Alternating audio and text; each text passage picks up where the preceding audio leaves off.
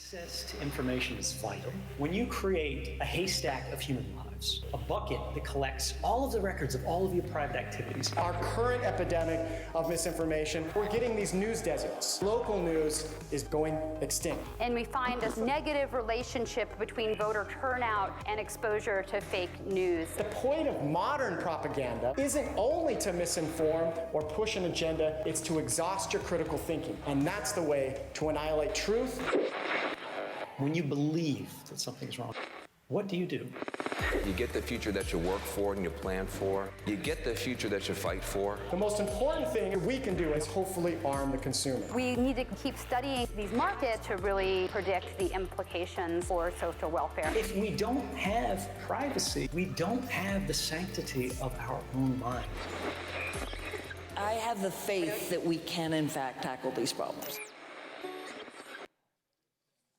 Welcome to Confronting the Disinformation Age. Please welcome Squamish Hereditary Chief, Janice George.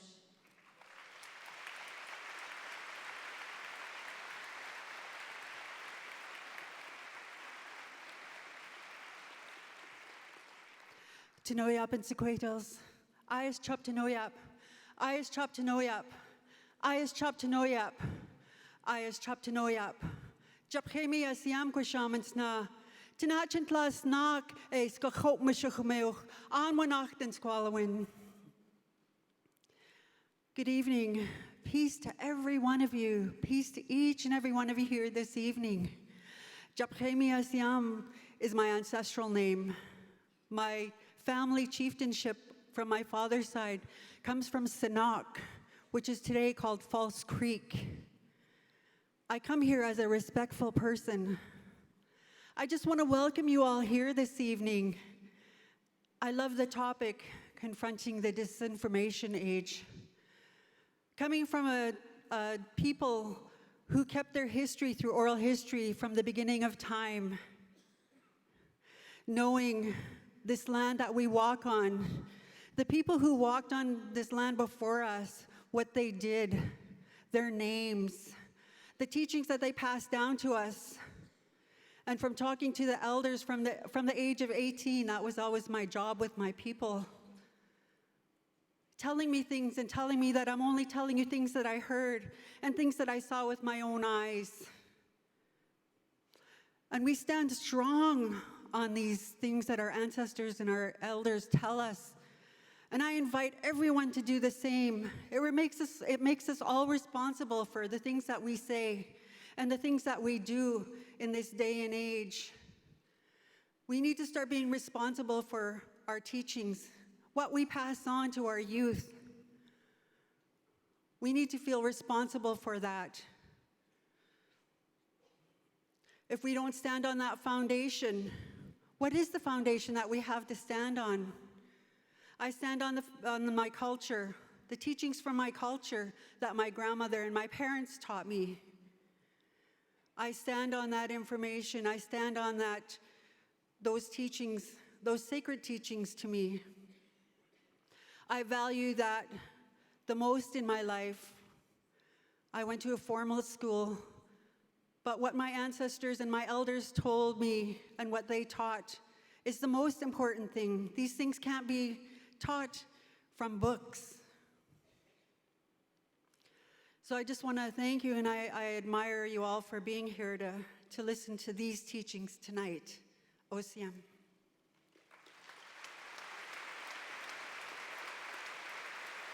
Please welcome Her Honor, the Honorable Janet Austin, Lieutenant Governor of British Columbia.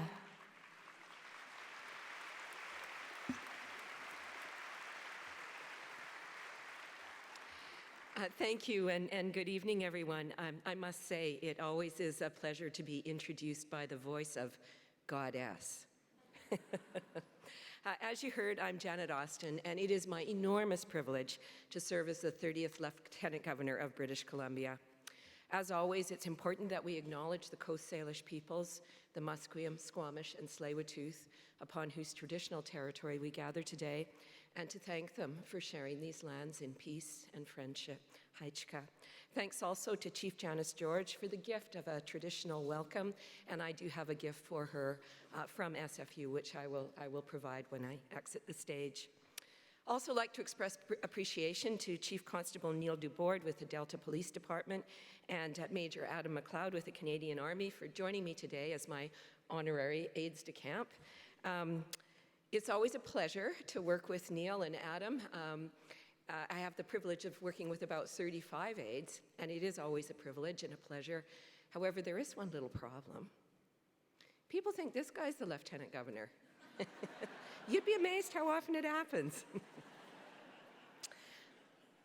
But I am really honored to welcome you to this 7th Annual Community Summit hosted by SFU Public Square and tonight's presenting sponsor, Vancity. I do want to acknowledge the leadership, the outstanding leadership of President Andrew Petter, Public Square Executive Director Janet Weber, and Vancity CEO Tamara Vrooman for providing the platform for important conversations such as the one we enjoy tonight.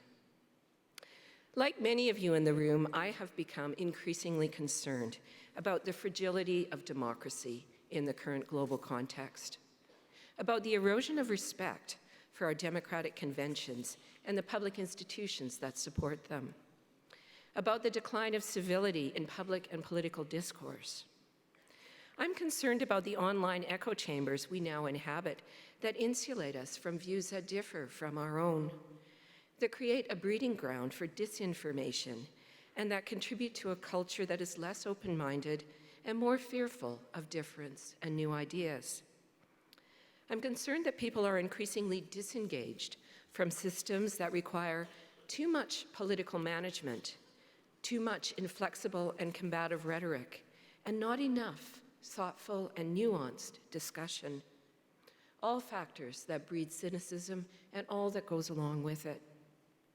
My role as Lieutenant Governor provides me a unique platform from which I hope to promote appreciation for our public institutions, cross-fertilization of opinion among leaders from government, business, and civil society, courteous dialogue, and informed decision-making based on shared facts and agreed principles of engagement. But the question of how we engage deeply and constructively with those whose views are different is one that haunts me. It haunts me. For what it's worth, I have 2 thoughts to offer. First, as individuals, I believe we need to enter these conversations by initially suspending our desire to convince and win the argument, and by adopting a primary goal of listening with curiosity and a willingness to alter our positions when confronted with superior arguments, well supported and well argued. Why do people hold the views they do? Under what circumstances has we ourselves been willing to change our opinions? It seems to me that if we don't make this effort, we're only ever talking to ourselves. And second, as citizens, I think we can do our part by being active in civil society and promoting the active engagement of others. As a product of civil society myself, I believe that a thriving third sector is a marker of a healthy democracy. It enhances economic and political literacy and builds trust, resilience, and genuine connection among citizens. SFU Public Square is an exemplar for providing neutral convening space for honest and thoughtful discussion of some of the most challenging, polarizing, and even incendiary questions we confront in society today. So to Andrew, Janet, and Tamara, I want to thank you for inviting me to join you tonight. And perhaps more importantly, I want to thank all of you for being curious, for being engaged, and for caring enough to be present, both physically present, either in person or online, but perhaps more importantly, intellectually present. I'm excited for our discussion tonight. It's an honor to be with you. Haichka, thank you.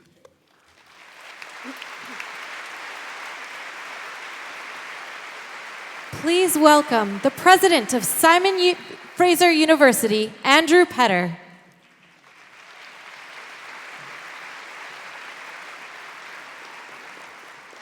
Well, good evening and welcome to the 2019 SFU Public Square Community Summit. And my thanks to Chief Janice George and Lieutenant Governor Janet Austin for their words of welcome. We are indeed privileged to gather on the unceded traditional territories of the Coast Salish peoples, and we're honored by the Lieutenant Governor's support for this event, including her thought-provoking article in today's Vancouver Sun. This summit is an expression of SFU's vision to be Canada's most community-engaged research university. When we adopted that vision in 2012, SFU committed to serve as a forum for public dialogue, believing that the health of communities depends upon citizens coming together to share information, to exchange views, and to seek common ground.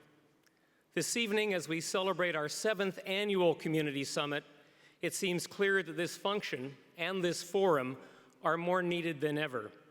That's because, as the topic before us suggests, we've entered into an age of disinformation. In advertising, on websites and television, through social media, we are bombarded daily with everything from self-serving distortions to outright falsehoods. Anti-vaccination myths compete for attention with misinformation from climate change deniers. Political discourse is becoming increasingly fractured as partisans seek to divide public opinion based on fabricated facts and false narratives. These developments pose a threat that should concern us all. As people despair at sourcing accurate information, as they lose trust in what they see and hear, our social fabric is threatened. If we care about the need for sound policies, if we care about the maintenance of democracy, if we care about the future of our planet, we must redouble our efforts to find trustworthy information based upon which we can engage in constructive dialogue. We need public squares. We need spaces, real and virtual, where citizens can come together to learn, to listen, to debate. And at a time when studies show that social media carries fake news faster and further than real news, we need ready access to reliable evidence. Fortunately, there are places where such evidence can be found. Universities with our researchers and subject area experts are repositories of verifiable knowledge and informed opinion. And we at SFU are more motivated than ever to share that knowledge and to provide forums for public deliberation. We are committed to engage with you, just as you have committed yourselves to engage with us by being here this evening. And I'm hugely encouraged to see so many of you, as well as by the tremendous response we've received to the entire summit agenda. I'm also delighted by the all-Canadian panel we've assembled for this evening's event. To them and to you, I say thank you for coming. As we stand together to confront disinformation, I am heartened to be in such good company. Now it's my pleasure to turn the microphone over to an inspiring leader whose organization has also dedicated itself to deep community engagement. Vancity is an impressive force for social and community betterment and has been a valued partner in presenting our annual community summits, as well as in the many other projects that Vancity and Simon Fraser University pursue together. It's my great pleasure, as always, to welcome Vancity President and CEO, Tamara Vrooman.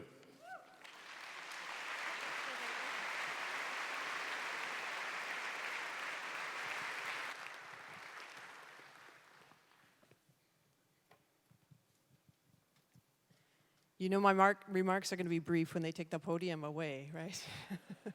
So thank you very much, Andrew, and also thank you to Chief George and Her Honor Janet Austin. Vancity is pleased to share this evening and share the stage and share the opportunity to welcome all of you to a topic that is very, very important, and with 3 leaders that represent the best hope that we have for information, the wisdom of our Indigenous elders, the integrity of our public institutions, and the knowledge and data and learning that happens at our research universities. Vancity has been a sponsor of the Public Square and of this event since 2011.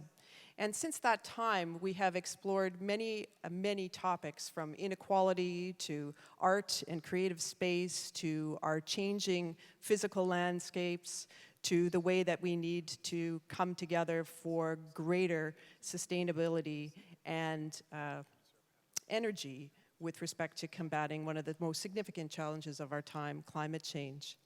But this particular topic is one that I'm quite, I can't quite say glad given the topic, but quite sincerely proud to help present and to sponsor. And you might be wondering why a credit union, even one like Vancity, really concerned at the end of the day with banking. We are, of course, bankers, friendly ones, but bankers nonetheless. Why Vancity would be so keen to sponsor a dialogue around disinformation. And as we heard, disinformation is causing great upheaval in some of the most important things that we hold dear. Probably most fundamental, in my mind, is the protection and integrity of our democracy.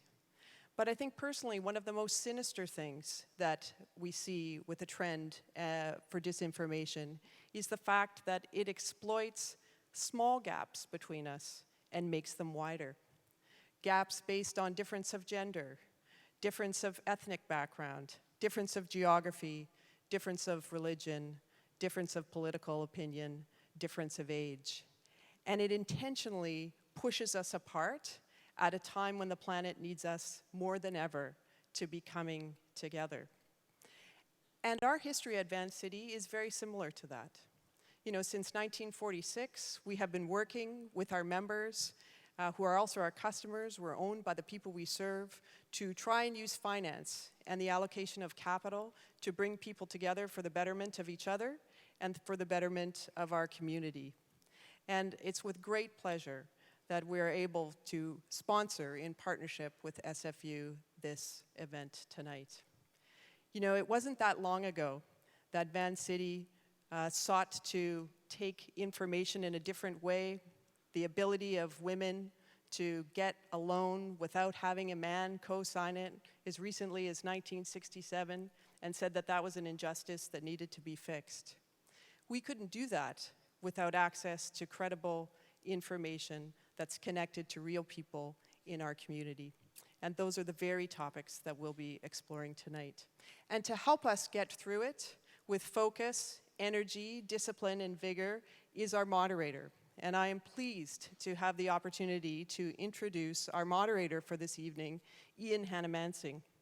Many of us know Ian from his role as co-host of The National, but we also know him for the award-winning journalism that he has brought to us over many, many years in his service to bringing credible information to important issues. From the Exxon Valdez spill to most recently the very tragic events in Humboldt, Saskatchewan, Ian has been the voice of information that has brought us what we need to know about what's really going on. And you also might not know that he's also a recognized and award-winning debater and public speaker. In law school, Ian won 6 national titles for debate and public speaking. So we expect a very animated and focused discussion here this evening. Friends, please join me in welcoming Hanomansing to moderate our session. Thank you. That's very nice of you. Welcome, everybody. The last time I was here, I was sitting in the audience. Come From Away was up on the stage. And the time before that, it was Martin Short who was up there. I'll tell you, to be up on this stage is fantastic. To see the seats filled is also fantastic. And we are about 2 minutes away from what I'm sure will be a very engaging conversation. I just have a couple of housekeeping matters to bring up, all very pleasant. First of all, you've all been to events where they tell you to keep your phone in your pocket. Well, tonight is not that kind of event. Please feel free to use your phone, not to check the Winnipeg Jet scores, and not to make phone calls. But first of all, if you would like captioning, there's captioning up here, of course, but if you'd like it on your device, in the program, there's a pamphlet that will tell you how to do that. Secondly, we really do want to engage in a conversation. And part of the way we're going to do that is by encouraging you to send us your questions. There's a platform called Slido, S-L-I-D-O. And you can use your phone to go to Slido and send us your questions. The code, event code will be disinformation. So slido.com, disinformation, and there you can send the questions and also see other questions that people have sent in and vote for the questions you'd like me to ask our panelists a little bit later on. So we're going to open up Slido in about 30 minutes' time. If you're watching on our webcast, then right about here, there should be a banner that lets you connect with Slido. Also, take pictures, take video, tweet them out, have your pithy comments and send them to the world, and just make sure you use the hashtag, got to find the hashtag now, 1 second, confronting disinformation. So we encourage you to use your phone, but maybe turn off your ringer. And we're going to do something really old school at the end of this, after this intense, engaging discussion about high tech and how it's affecting our lives. We're going to have real humans have real conversations just outside. And again, there's information in your pamphlets on that. So we encourage you to be part of that conversation and also to meet some of the other people who are part of this community. We have a community here of more than 2,000 people who are obviously very interested in these issues, interested in constructive dialogue, and you can be part of that afterwards. When you think of the topics we're going to talk about tonight, they couldn't be, unfortunately, more timely. Fake news, foreign intervention, actors using malice to try to change the information that we're getting, often posing as real news, and we have a hard time sometimes trying to figure out what's real and what isn't. And hopefully at the end of the evening, we'll be a little bit closer to being able to discern that if you feel that you're not able to discern that yet. So let's bring out our three panelists, all of whom are Canadians who live in other countries and have a lot of experience. I'll introduce them as they come here and sit down. And so I have had the opportunity to speak with all of them. Can you sit down there? Over the last couple of weeks. Christopher Wylie is the former Director of Research for Cambridge Analytica and SCL Group. In 2018, he worked with The Guardian and The New York Times as a whistleblower to expose how social media was being exploited and turned against ordinary citizens. He is currently the Director of Research for H&M, though he's not wearing a piece of H&M clothing. Huge breach here. I don't know what was going on. But please welcome Christopher. My underwear, actually. Oh, okay. All right, well, we'll ask you. But you don't get to see that, I was going to say, we'll ask you to reveal that a little bit later on. Sue Gardner is the founder and executive director of The Markup, a nonprofit news organization and a website that, quote, illuminates how powerful institutions are using technology in ways that impact people in society. That is a quote, because personally I don't use impact as a verb, but that's okay. Gardner spent the first decade of her career as a journalist, working in radio, TV, print, and online. In 2003, she was appointed head of CBC.ca when it was probably just taking its first baby steps, I would think, back then. Yeah.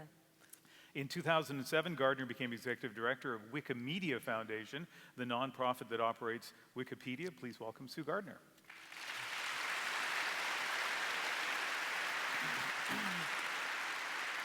David Frum is currently senior editor at The Atlantic. He has written several books, including the New York Times bestseller Trumpocracy, The Corruption of the American Republic. He served as a speechwriter and special assistant to former U.S. President George W. Bush. Please welcome David Frum.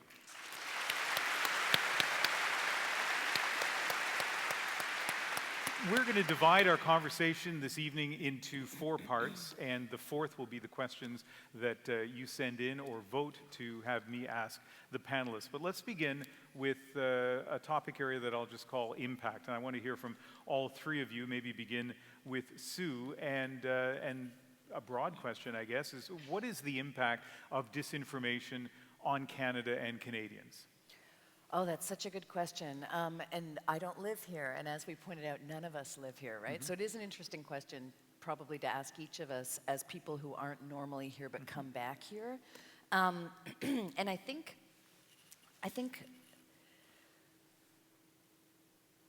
what I find when I come back to Canada now is that the discourse that Canadians are having feels, this is a funny thing to say, but like, try and bear with me. It feels like internet discourse. It doesn't feel particularly Canadian in its tone or in the ways in which people are talking to each other. I noticed that I was listening to Cross Country Checkup a couple of trips back when I came earlier.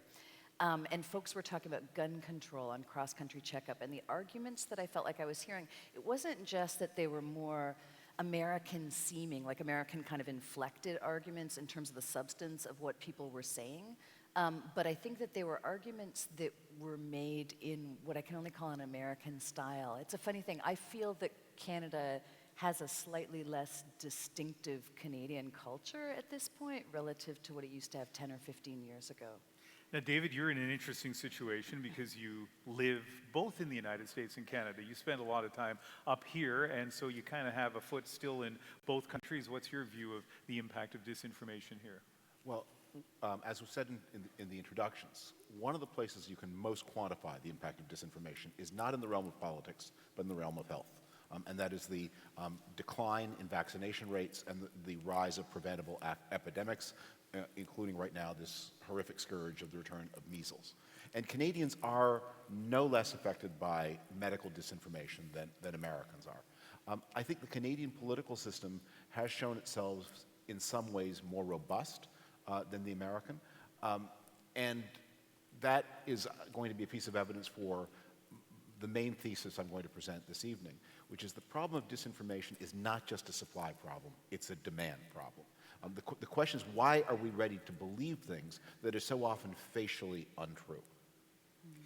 But one of the distinctions I think you've talked about before between Canada and the United States in terms of the impact of disinformation, and because we often think about disinformation in terms of social media, especially lately, but it's the difference in terms of mainstream media, and particularly Murdoch-owned mainstream media, and the fact we don't have it in Canada.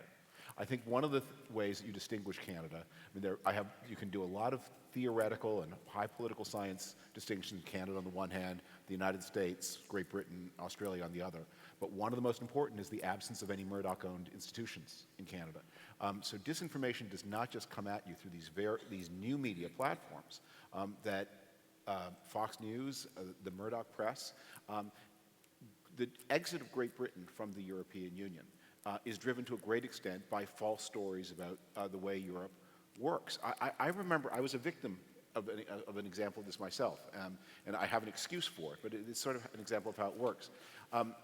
About 2 years before the Brexit vote, I was speaking at the Oxford Union. My wife was with me. We went on a tour of Oxford. She'd never seen it before, and we stopped by one of the dining halls.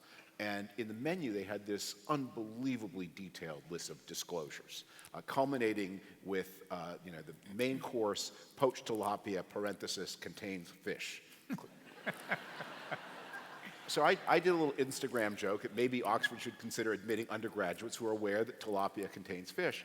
And I got a note from the bursar of the college who said, look, we understand that tilapia contains fish, and our students do, but it's an EU regulation that we have to have these disclosures. So I began using this story in some speeches I was doing, fortunately not too many, before I was headed off at the pass, because I was at an event in Germany, and I told the story, and afterwards somebody who'd been a quite senior EU official came up to me and said, that's total nonsense. That's not an EU regulation at all. We just have this very general guideline that people should be made aware of potential allergens, and the British filled it all in.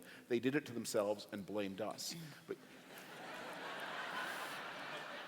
And this is not much of a compliment from a German, he said, they're the most bureaucratic people in Europe. But the tabloid press in the UK created an insatiable demand for dumb things that the EU made them do, many of which didn't exist or weren't so dumb or were things the British had done to themselves. Chris, absolutely, applaud. This is like a sitcom. You know exactly when to stop and let people laugh, and applause line. Your timing is impeccable. Christopher? Like, girl, NAFTA. Right? Like we can't forget that like Canada exists in a global, geopolitical framework, including, sitting right next to the United States, which has succumbed to, rampant disinformation, including about NAFTA, which is incredibly important for the Canadian economy. So when you look at the relationship that Canada has with the United States, where you've got, a fucking madman running the country, that's an issue, and that is affecting Canadians. That is disinformation affecting Canadians. When you look at, how, Russia has been targeting, particularly in Europe right now, and the potential disintegration of the European Union, that will affect Canada, right? It's not just literally what happens inside of Canada that we need to worry about. We need to worry about what's happening to all these Americans. If the CBC Ombudsman's watching the webcast, my silence is not an endorsement of any language that's being used up here. So you're free to use whatever term you want. Sorry, bleep, bleep, bleep, bleep. No, that's okay. We're fine. We're all adults. We have a federal election coming up in Canada in just a matter of months, and we heard from the federal government that there is a very deep concern about manipulation of news in Canada by foreign actors, and that there will be a great deal of vigilance. Given your experience, what is your sense of how concerned we should be about foreign malicious actors trying to interfere in our election? Chris? We should be really concerned. There are a lot of countries that have all kinds of interests in influencing the outcome of a Canadian election, right? Our proximity to the United States, the soft power that we have, and also the fact that we are unique in the world as, bastion of tolerance and, open immigration, and, we kind of buck the trends so far. But yeah, boo Canada. But I work with quite a few agencies right now that look at disinformation and potential programs that are happening, both state actors and non-state actors. And there are all kinds of programs that do target Canadians. And my fear is that we don't talk about it nearly as much as they are in Europe or in the United States. Canada kind of gets I get this vibe in Canada where people kind of think that, because we're not the United States, things that happen over there don't necessarily apply to Canadians, but we are just as susceptible. I want to come back and ask you a follow-up question on that in a moment, but throughout this entire conversation, all three of you can just jump in at any point. Sue or David, who wants to go next? Sure. I mean, I would say that the Canadian government, the Canadian people should be super worried about the next election in the same way that everybody should be. And the reason I say that is because the two sides, if you think of them as sides, they're so mismatched, right? I mean, I was in a conversation earlier this afternoon with some folks who've been trying to counsel the Canadian government and help the political parties get prepared. And I think, it's not a level playing field, right? Like, you have political campaigns that are spun up really quickly. People don't have lots of IT support. They're not necessarily super sophisticated, so getting hacked or getting phished, it happened to John Podesta, it can happen anywhere, right? There's that piece of it. And then when it comes to the disinformation and how to handle it, I don't think anybody knows what to do about that, right? I think we see that in the United States, the Democratic primary for the candidates there, they are not prepared. Nobody is prepared. Nobody knows how to manage any of this stuff. Elizabeth Warren, her response to Donald Trump, calling her Pocahontas and getting a DNA analysis done and all that kind of thing, like, we don't know how to deal with an environment where there's wild accusations made and civility gloves are off and nobody knows what's true and what's not true. We just don't have any tools for handling it at all, right? So I think Canada should be terrified, honestly. And I met with some people in the British military a couple months ago, and I asked them a question, and it was really interesting. I said, okay, if you had Russia fly, long-range bombers into British airspace during an election and drop leaflets everywhere, propaganda leaflets, what would you do? And we shoot the fucker down, right? There's that word again. Sorry, we bleep the bleep, bleep, bleep. But, and I said, all right, well, okay, if you look at what they're doing right now, right, they are intruding, in a much more sophisticated way in our cyberspace, in our digital space. What are the rules of engagement? And there aren't really any, It's sort of this ad hoc thing because the military and our security agencies typically are sort of like boys with toys. They like buying missiles and guns and shit, but you can't shoot a tank at the internet. And so I think even the framework and the way our security agencies are thinking about this still needs a lot of work. And we are very ready to fight the last war. I mean, we should not assume that the only source of this kind of manipulation will forever and always be Russia. Oh, completely, yeah. And we shouldn't assume it will always and forever be a state actor. It may be criminal. And we shouldn't always assume it will happen in ways that are visible to English-speaking people in the country. That one of the most promising ways, especially in a country like Canada, to do disinformation is to target selected linguistic communities and to introduce disinformation there. It will be less visible. And it may be of less concern to the authorities. This is something that has touched my own family. My sister, as some of you may know, is a member of the Canadian Senate. And she was the victim of a Twitter hack that was caused by actually very weak security on Twitter's end. And when this was in her capacity as a parliamentarian, and it was hard for her to persuade people in the parliamentary security system, which after all does have to worry about things like gunmen trying to murder people, to understand that a hack to put out fake information on somebody's Twitter is something to be taken seriously. And it looks like in her case, the people were just ordinary criminals who were hoping to shake down a little bit of money. They had no political agenda. But as Canadians think about what is ahead, here's a story from the United States that I think should be a prophylactic to prepare you all. The most circulated piece of disinformation in the 2016 cycle was a story. It appeared first in the spring, and it looked then more cranky. And then it was tidied up and repackaged in the fall to look like it was a story that appeared on the local news, on the website of a local news agency, WVSU, Channel 9. And it was a story that claimed that the Pope had endorsed Donald Trump. And this story was seen by tens of millions of people. And of course, Donald Trump benefited enormously from the support of cultural Catholics, people who didn't go to church often, who were identified as Catholics in the upper Midwest. Now, what is so remarkable about this piece of disinformation was if you are Catholic enough to care whether about the Pope's endorsement, you would think you'd be Catholic enough to know that the Pope doesn't do endorsements.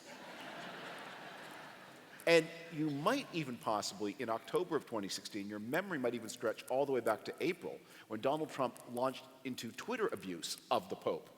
And so it would be unlikely. But people were ready to believe this. And the question to contend with is, this is something that it's on its... No Pope has ever endorsed any candidate in any American election ever, from president all the way down to mayor. It's just impossible and incredible that any Pope would do such a thing. Why were apparently very large numbers of people ready to believe that? And that says more about them, I think, than it says about Russia or the Pope or Donald Trump. What do you think, because you all seem to agree to an extent that there may well be a foreign state that will try to infiltrate the information flow during the federal election, what will it look like? What are the different things that it will look like? Will one of those things be fake news, headlines or articles that are meant to look like they came from a real newspaper, but they didn't, or a TV station? It may look more indirect. One of the most common lines of attack that the Russians used in 2016. They had a lot of messaging that was obviously aimed at more conservative people, and it was directly aimed at depressing support for Hillary Clinton and increasing support for Donald Trump. But as we know, more and more it looks like one of the things they worked hardest at, and maybe were most successful at, was depressing black voter turnout by putting out messages that looked like they came from more radical sources to remind black voters of various things they might not like about the Democratic Party, or simply to make them mad and therefore alienated and therefore feel disempowered and non-affiliated from the system. And as you look at Canada, there are a lot of communities that you can imagine: Indigenous people, young people, older people, certain kinds of rural constituencies. You can well imagine a campaign aimed at them to say, just don't participate, be angry, hate your neighbor. One of the wisest things, and again, I want to ensure that we don't focus entirely on Russia, because next time it could be the Chinese, it could be Iran, it could be some other kind of international criminal. But I spoke, when I was doing research from some of my articles on this in 2016, I was in Hungary, and I spoke to a very wise observer who said, the Russians do not care if we trust them, so long as we distrust each other. And that is the method of this kind of disinformation, to foment distrust, animosity, and to split the cords of citizenship so that people disaffiliate from political participation. So Christopher, based on what you saw from inside Cambridge Analytica, then you were the whistleblower there 13 months ago, how do you think a year and a half later, as we're in the midst of our federal election, that kind of strategy would play out here? So just to touch on what you were saying, voter suppression techniques are actually quite effective, particularly with vulnerable communities and people who have are part of a community that has sort of historic levels of disengagement. And it can be as simple as showing people information that makes it seem really confusing or convoluted to go and vote, right? There's forms. It's at this time and this time, but not this time. You have to stand in this queue and then go into this queue and this queue and this queue, right? That is actually to make it seem even so confusing that you're not sure, or just even as simple as giving somebody the wrong date. But how will it's that next appear? Monday. It's not this week. Will that pop up in a Facebook feed? How will that message be spread? I think it depends on the level of sophistication of a campaign. Oftentimes, if you look at this idea of gaining informational dominance, if you are waging an information warfare, dominance is a key part of that. So being able to touch on as many points of information around your target as possible is key to that.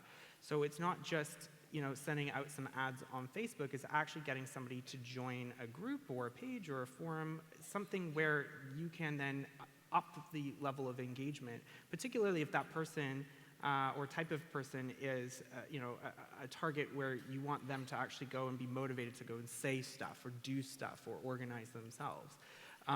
But it can take a lot of different forms, and I completely agree that we shouldn't overly focus on Russia, because there are countless numbers of countries that have ongoing operations. I was in Israel last month, and there's prolific Iranian disinformation that was,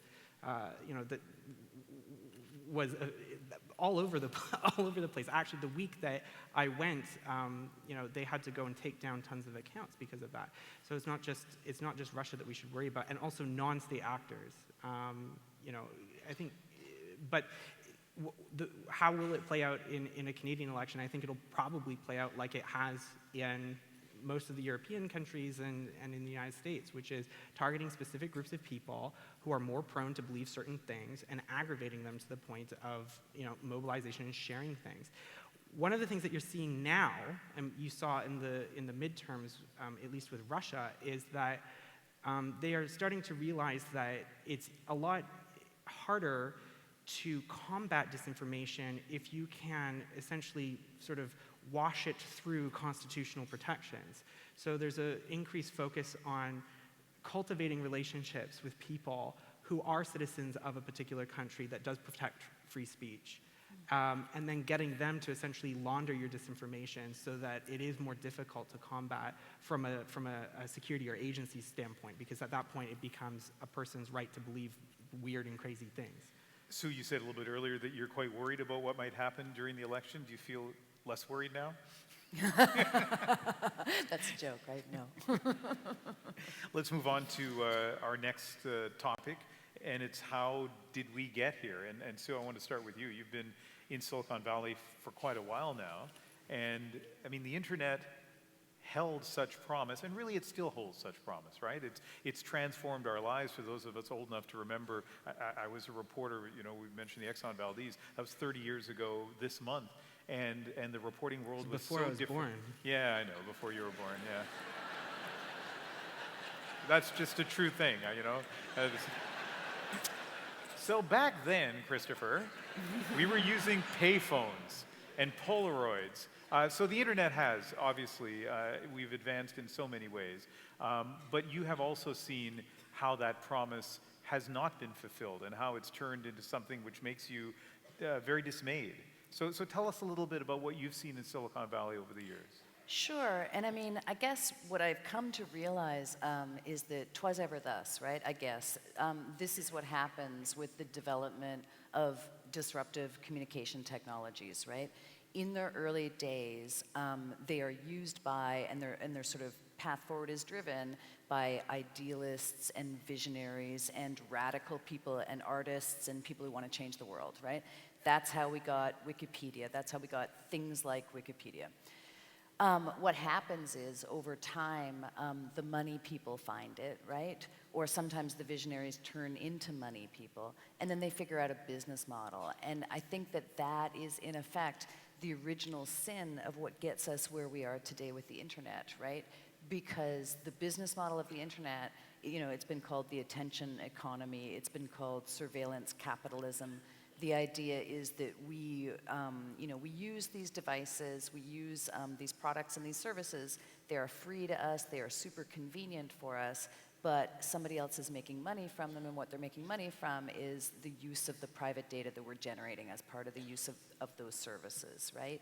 And so what that results in is, there's a Canadian named Tim Wu at Columbia University. He calls this the casino effect.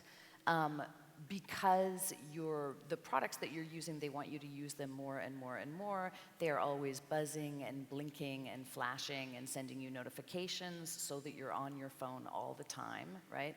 That's the attention economy. And what that means is that then they need to keep you using the product, and because they need to keep you using it, they want you to be coming back to it all the time. What drives that is emotion. The emotion that drives that is anger and outrage, and that's how we end up with so much angry, outrageous content shared on the internet and then algorithmically fed to us, because it keeps us there, right? So it's the business model of the platforms, it's the business model of these products and services that's kind of the heart of the problem, right? Because you can't tweak it around the edges, you can't sort of like nudge or change small things. It's baked into the services that we're using. So if I understand correctly, you're talking about a business founded by visionaries, many who probably were filled with idealism, and then as their companies got bigger, all of a sudden other motives kind of took over in terms of more business motives and perhaps less idealistic. So David, you are something that many people in the audience perhaps have not seen in the flesh. You're a Republican.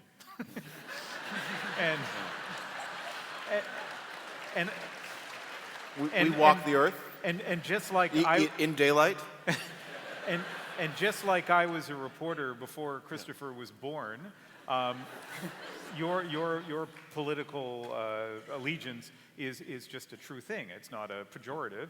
But from your perspective, is that would you agree with that analysis of the inevitability of these companies kind of their motives turning, if not sinister, then certainly self-serving?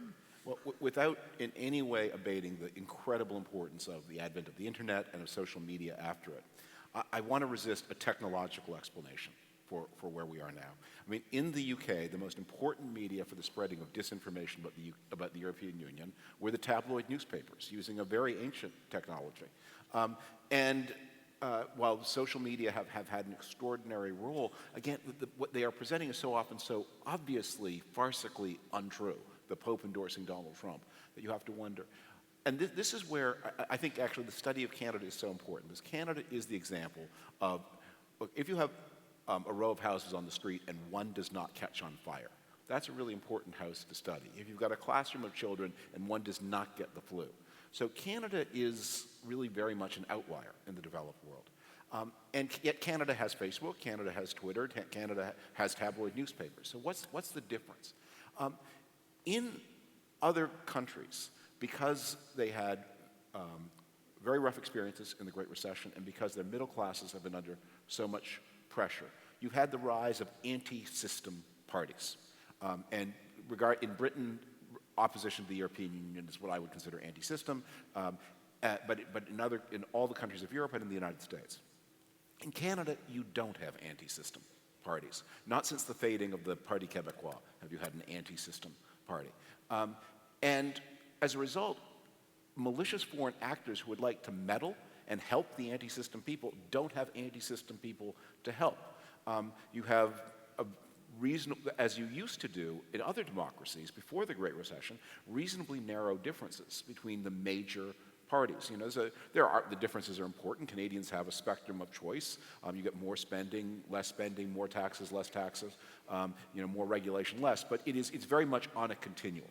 And there is no one who wants to, there are not actors who want to change the fundamental way that the country works, the way in the Scottish independence referendum, which is maybe one of the first places where we saw this, Brexit, the election of Donald Trump.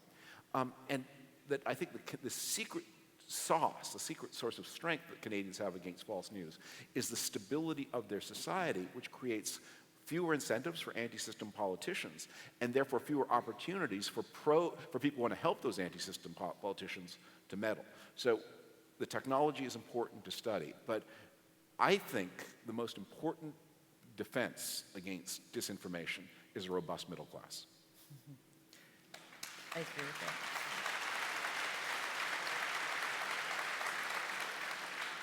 If you're sitting out there, by the way, and you're thinking, you know, Ian's not asking the question that I want to hear asked, a reminder that Slido, slido.com, is going to be where you can send in your questions, or you can vote up other people's questions, so you can look at that on your phone. And for those of you who are watching the webcast, you can also get to slido.com, and it'll be open very soon, and we will be asking your questions probably in about 20 minutes or so. Christopher, when we talked earlier today, I had the privilege of sitting down and interviewing you.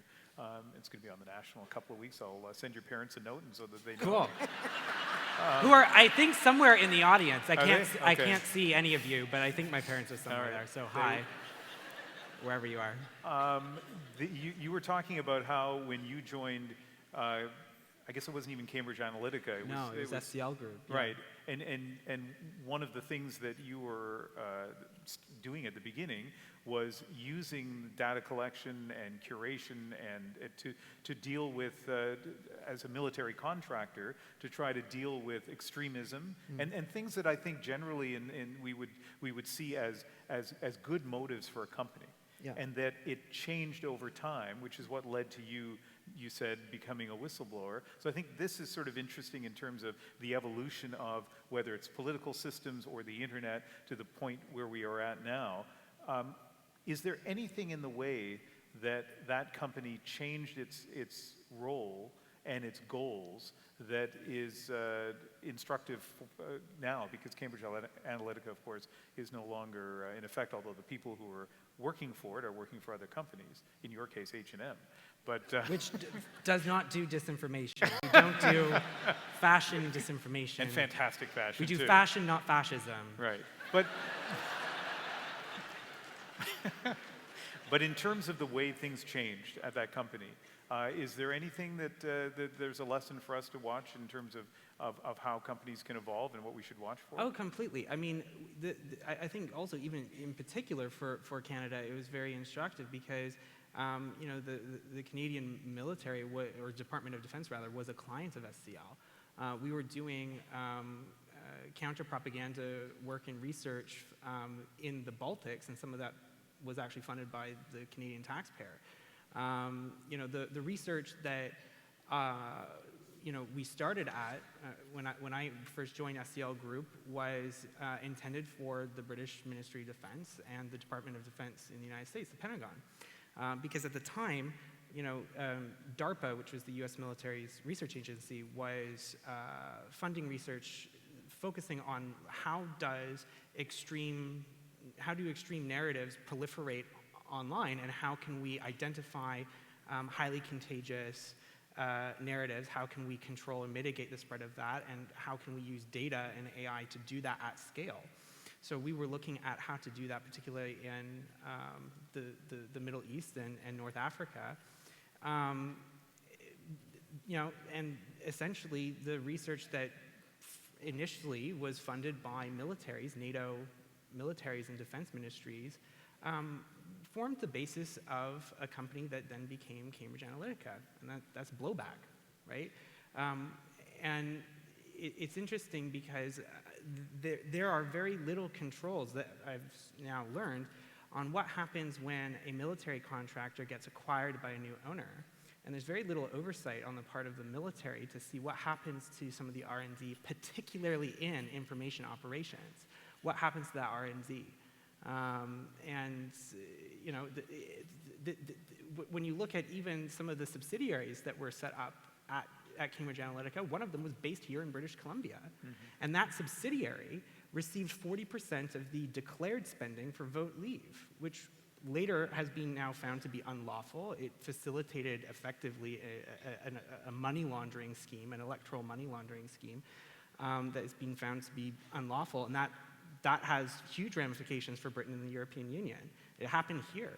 So we have all kinds of weird connections to Canada, from actual taxpayer money going to this company to even people here in British Columbia working on what later became a large-scale disinformation operation, now found to be unlawful in Britain. But in Britain, we're now dealing with the consequences of an election that I think was won through fraud. David, I want to pick up on something you said earlier, that it's not, if I understood correctly, not all about technology. You have to look at other things. And one of the things I was thinking about as I got ready for tonight is the anti-vaccine movement. And it's been around for a long time. I remember talking to a group of mothers right around 2000, so long before social media had taken hold, who seemed, by most conventional measures, well-educated, sophisticated, but absolutely against vaccines. And just recently in the news, some Orthodox Jewish communities in the United States, I heard that the anti-vaccine message within their communities had been spread by pamphlets. So again, not a technology thing. So how much of our concerns, our susceptibility to disinformation, is about us as a society as opposed to the technology we're using? Right. Well, one of the greatest safeguards against the spread of false information are your own personal actions and decisions. Every one of us, we all carry these, right? So Chris may have a sardonic comment about what I'm about to say, but aging myself, but if you have one of these, you have more broadcasting power than Walter Cronkite ever commanded. I'll tell you who that is later. Yeah. All right. You can obliterate your career in a second, but you can, in seconds, make an image or a video or a message that can go instantly to the entire planet, certainly to everyone who speaks English. Use it responsibly. Why does the anti-vax message, what is it that it resonates? It plays off certain prejudices that are that come not from the internet, but from deeper places in our culture. One is our belief that the natural is healthy, and the artificial is dangerous, which is nature wants you dead by age 50. Nature, not Chris, but those of us on the other side of that number, we should have more respect for scientific achievement, but we don't. This is a cultural attitude, and it goes back pretty far in our history to believe that the natural is good and the scientific is dangerous. It appeals to our belief that anything bad that, how people always say, my kid fell in with a bad crowd, and they never think, well, wait a minute, maybe my kid is the bad crowd that somebody else's poor kid fell into. But they see their child as something that is completely separate from the rest. And then we have seen this disparagement of the personal authority figures in our lives. I mean, one of the best predictors of whether or not your child will be vaccinated is whether you have a family doctor. Not a specialist, not part of a plan, but that someone who you have a personal relationship who will say, are you crazy? Of course you should vaccinate your child. If you don't have that, you're more vulnerable. But the prestige of people like that is less than it was 30 years ago. All of this would be true even if the internet had never been invented. So we have... But I think, just to add to that, I think the thing that is important to sort of highlight is, although we as people have a predisposition to believe certain things and have sort of identity-motivated reasoning, like the architectures that have been constructed on the internet are like throwing petrol into the fire. For sure. That you know, as you pointed out, things can be broadcast like that. And so I think that technology does need to be part of that conversation, because these are architectures that are amplifying and catalyzing to a previously unthinkable scale. You create knowledge communities that it might be that... Or ghettos. Or ghettos. That before the advent of the internet, there might be some anti-vaxxer in your town, but everybody else would regard that person as a crackpot, to the point where maybe that person would regard himself or herself as also, well, at least everyone thinks I'm a crackpot. But now all the planet's crackpots have found each other, and they live together. So Sue, do you want to jump in? Okay, so I have to confess, this is starting to make me feel a little bit uncomfortable, because I feel like we're doing a thing here where we're pointing to other people and saying they're the ones who are susceptible and we're the smarter ones who aren't. And I actually, I also feel like that's a bit of it's a Canadian trap in some ways too, right? For Canada to like look at the dumb people in the United States or whatever, right? So I'm gonna make a confession, which is that during the Democratic primaries before the 2016 US presidential election campaign, I woke up one morning and I found myself, I was thinking to myself, God, you know, it does really suck that Hillary started that birther thing. Right? I thought that to myself. And like, where did that come from, right? Like, Hillary Clinton did not start the birther rumors about President Obama, right? And it had come from, who knows, right? There's a lot of nonsense. And I wouldn't even say, like, fake news is a misnomer to some degree. Disinformation is a misnomer as well. Like, when you look at the material that gets shared, it's true that, like, the most popular shared story was the Pope endorses Trump. But a lot of the stuff that gets shared, it's not even purporting to be news, right? It's just like, it's memes. It's like making fun of somebody. It's like calling them out for something that they did. It's painting an ugly picture of them, right? So it's not even a question of, like, I think that people are necessarily believing false things, right? A lot of what it is about is a kind of a creation of social consensus, right? And so somewhere around me, in my orbit, somewhere, God knows where, birtherism had gotten associated with Hillary, and I kind of had soaked that up embarrassingly, right? Twitter bots, you know, masquerading as people, amplifying fake stuff from other people, amplifying harmful social messages. We're animals, right? Like, we're social creatures, and we look to other social creatures for cues, right? And if what we see around us on the internet, and I do think the internet is playing a big role in this, and if what we see around ourselves is everybody seems to be anti-vax, or everybody seems to be now like this, right? We're susceptible to that. We all are. It's not just other people. Although I suppose susceptible to different things to different degrees, right? Yeah. I mean, there's some people who are more racist than other people. There's some people who are more susceptible to the anti-vax message than other people. There are many people who aren't susceptible to that message. I mean, the reason I find the anti-vax thing interesting is twofold. First of all, that it took hold long before the internet was a thing. And also now, when you have, you know, the other side of the internet is being able to send out good information quickly to a lot of people, and it still has not managed to eradicate that movement where, you know, so it just, I think it shows the power of something.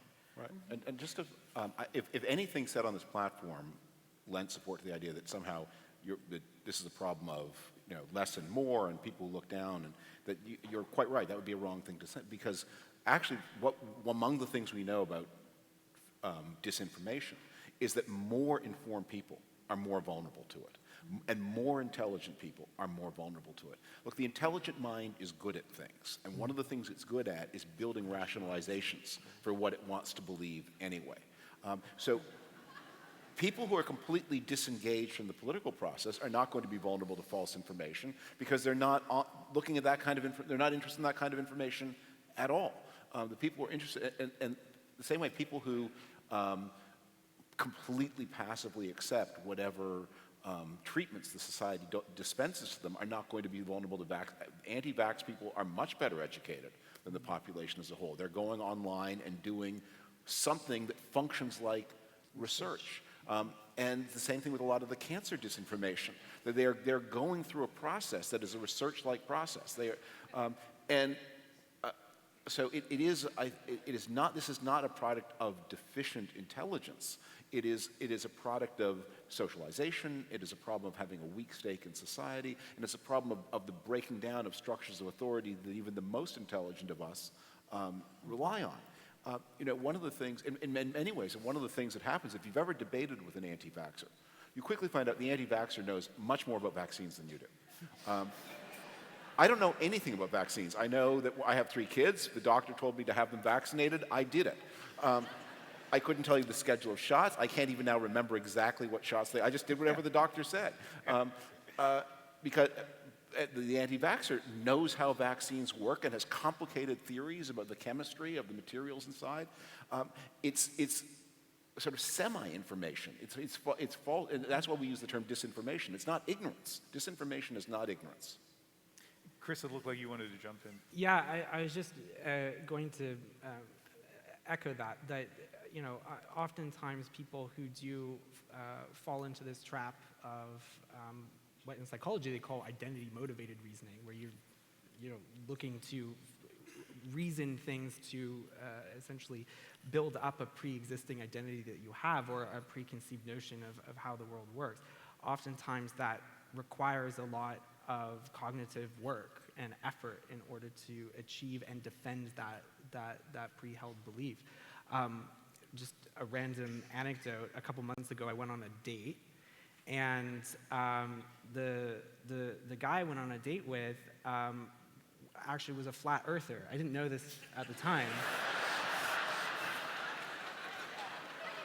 And just to echo what you were saying, I was like, at first I thought he was joking, and then he's like, no, it's like we live on a disk that is spinning, and it's like ever going up into the heavens, and there's a dome. Anyway, so I'd talk about how do you explain gravity? How do you explain GPS? And it was literally like the most detailed and convoluted explanations where I'm just like, you must have spent hours and hours going down that rabbit hole on YouTube. But you have an answer for everything. And so, and which actually is quite a sophisticated thing to do in order to construct an entire worldview and have answers for everything. Right. Particularly the more extreme views you have to defend yourself against reason. And it's actually quite a complicated thing. And so just... Other than that, did things go well? It doesn't matter. No comment. Anyway, I interrupted. So he was hot. But and I think also one of the other things that I think we should flag is that disinformation. I mean, we so often talk about it in relation to politics or things like the anti-vax movement. One of the things that we're starting to see now is that actually it's wading into the private sector, disinformation about brands. I work for a brand, and the amount of disinformation that we see about our sector, about our brand, and about other brands. What's it like? Sorry? What kind of thing is it? Oh, so if you look at, for example, either particularly cultural industries, so fashion, music, that kind of thing, it touches on people's identity in a much more sort of potent way than a lot of things, even politics in some cases. Mm-hmm. And so one of the things that we found is that alt-right, online activists and likely, foreign states seeking to cause discord, particularly amongst African Americans, are using brands and narratives about musicians and brands as a way to provoke, either racial hatred amongst target white groups or, discord amongst African Americans. And so I think one of the things that we need to be wary about is sort of caging this idea that disinformation or misinformation exists within political discourse. I have a theory that this sort of move towards targeting brands is because we don't talk about it. And it's interesting going and talking with different companies now and say, hey, did you know that there's like all of this disinformation that's about your brand? And they're like, what? We all, everybody in this hall has lived through, in the past 24 hours, an important disinformation experience. I'm sure all of us watched the images of the horrible, tragic burning of Notre Dame. And one of the things that you noticed was the way in which the most inflammatory, to make a poor choice of words, versions of events spread, that the entire cathedral was going to burn to the ground, that it was, and as I watched this, and I didn't, you couldn't not watch it, what you saw was the human mind, something beautiful and precious to millions of people around the world is in danger. You want to associate yourself with this experience. So you need to comment in some way, whether on Twitter or some other platform. And then as you get emotionally involved, you are drawn to the most extreme statements of events. The whole cathedral is going to come down. This is going to be burned to the ground.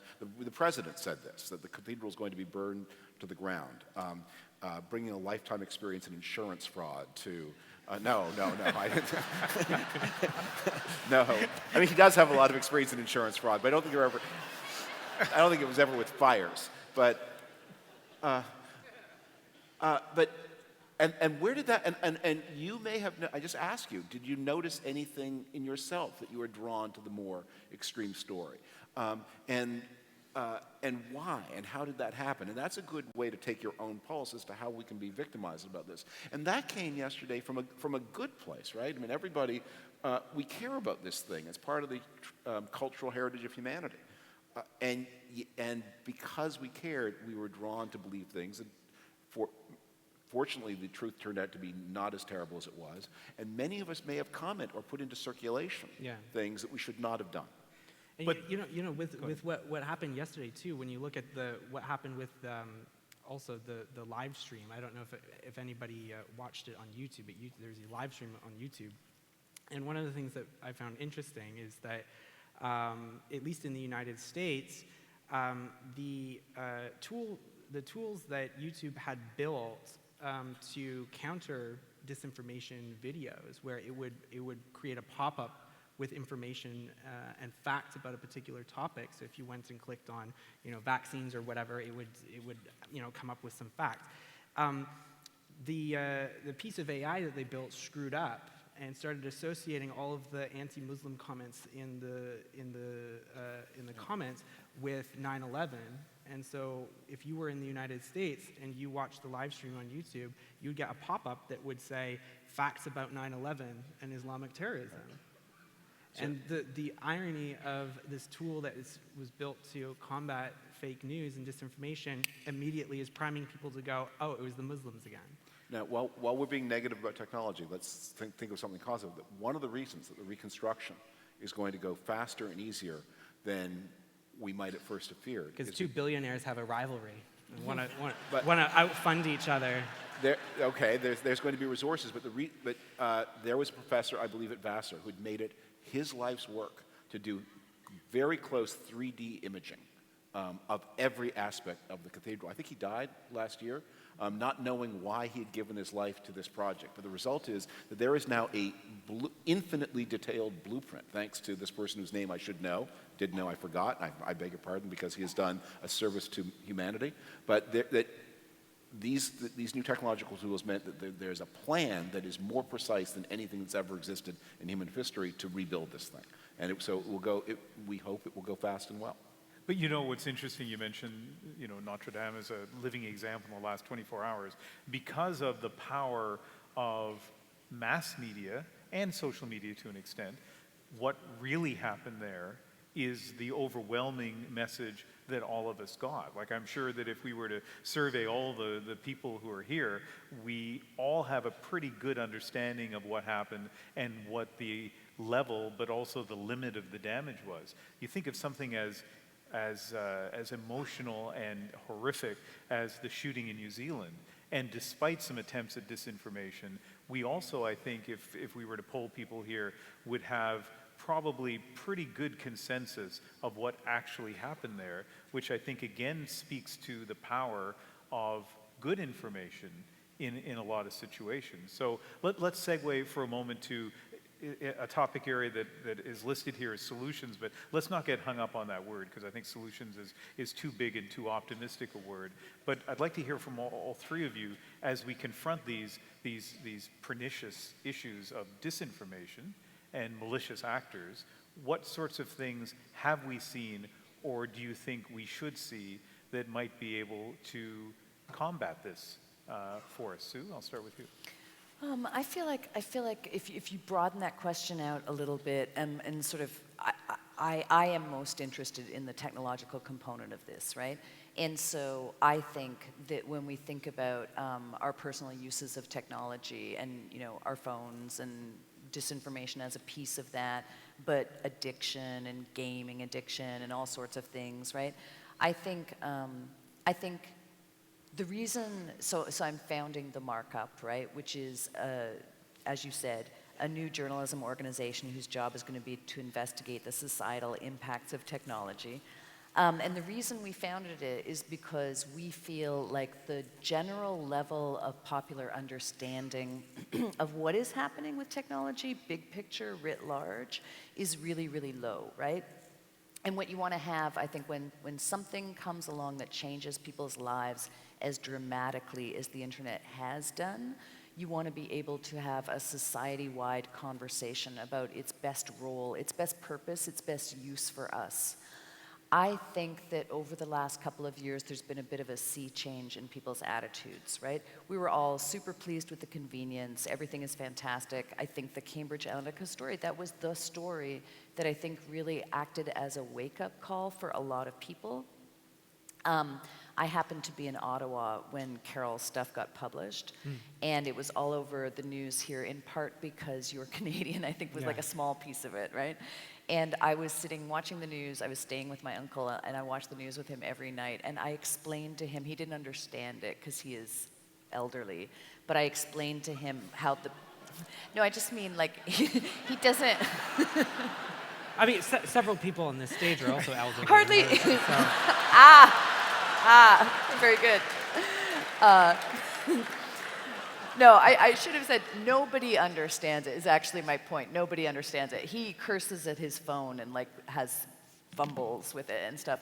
But I sort of painstakingly explained it to him over the course of a couple nights, insofar as I understood it, right? But like how data moves through the systems and who can access it and at what points can it be accessed and who's sharing it with who. And he was outraged, right? When he got his head around it, he was furious. And I think that that's an experience that to greater or lesser degrees we've all been kind of going through. It's like a sense of unease, anxiety, what is really happening. Most people don't have a mental map for even how the internet works, even how stuff moves around. So we're making the markup because we think you need to have a base level of societal understanding for people to be able to have a good, healthy conversation about what they want, right? And I feel like that is what is necessary, because there's no right answer, right? There's the answer that people come to together, I think, from a values perspective, when they think about the kind of world they want to live in, what they want it to be like, and if they don't like it, they should speak with their elected representatives, right, and get things changed from a regulatory standpoint. So hold your thoughts on this, because we're going to invite Zoe onto the stage, who has some of the Slido questions. And despite our high-tech way of getting the questions, it's going to be a fairly low-tech way of getting those questions to me. Thank you very much. Why are you so stupid? Okay, so we're not going to... So here's our first question from Slido. And any of you just jump in to answer. Given that so much disinformation exists in society, what are the sources we can trust? Which do you follow? It could be a specific thing, or it could be a general thing, I suppose. Well, I mean, the sources you trust are, one of the things, I'm a big user of Twitter. I don't use Facebook much. And so I look first for news organizations I know. Reuters, the Financial Times, CBC, BBC. And I also get to make the acquaintance of people who are real experts in their area. And one of the things that I find very exciting about the new possibility is, look, there's an acquaintance of mine became an international celebrity yesterday. He was a firefighter in St. Louis, Missouri, but he was a very good writer. And he knew a lot about fires in churches. And he did a thread about how it would work exactly, why churches were especially susceptible to this kind of fire, and what could be done. And people began rebroadcasting him, and he was on the Today Show the next day. Greg Favre is his name. You should follow him if you're interested in fires. But we all are, as someone who's flaming all the time. But you can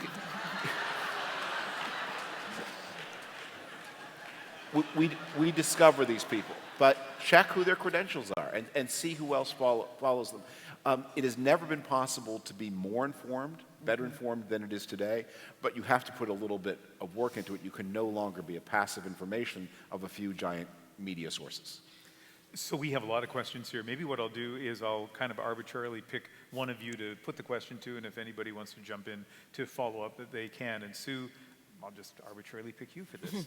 How is digital misinformation fundamentally different from more traditional campaigns of political misinformation?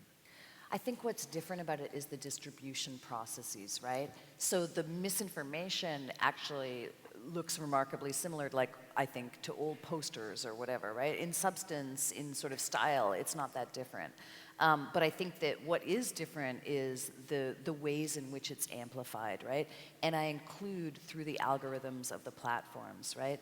I think something that 100 years ago, 50 years ago, might only have been seen by your neighbors, or you plastered it up on the town hall and it kind of died quietly without anybody noticing it. Now, because of the logic of the business model, right, it is going to get shared with more and more and more people and seen by more people than it previously would have. But another thing I've been thinking about a lot lately is I grew up in a small town in New Brunswick a long time ago, and how quickly rumors, urban legends, for example, would spread, right? The power of word of mouth and how people would have all kinds of very strongly held and factually incorrect beliefs about things, right? Long before the internet. You mentioned we're social animals, right? So we find ways to communicate. Although one thing that's definitely changed is the speed of that communication. The speed of it, and also that I think it used to be, I was the daughter of a small town priest, Anglican priest, and a high school principal, and so I know all about small towns and how information moves around them, right?